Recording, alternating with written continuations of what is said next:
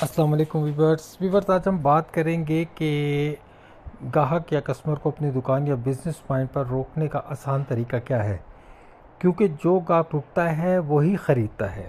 سب سے پہلے مسکرا کر خوش آمدید کہیے۔ ایک اچھا سلام اور خوش اخلاقی گاہک کو رکنے پر مجبور کرتی ہے۔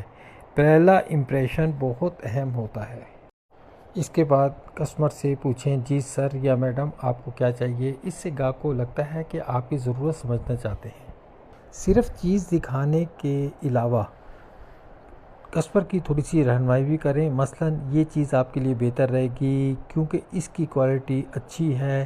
اس سے ٹرسٹ بنتا ہے۔ کسٹمر کو جلدی کرنے یا پریشر دینے سے وہ چلا جاتا ہے۔ اسے آرام سے دیکھنے اور پوچھنے دیں، اس سے دکان کا اعتماد بحال ہوتا ہے۔ یاد رکھیں گاہک کو روکنے کا راز ہے اچھا رویہ، رہنمائی، اعتماد۔ اس سے سیل بڑھتی ہے۔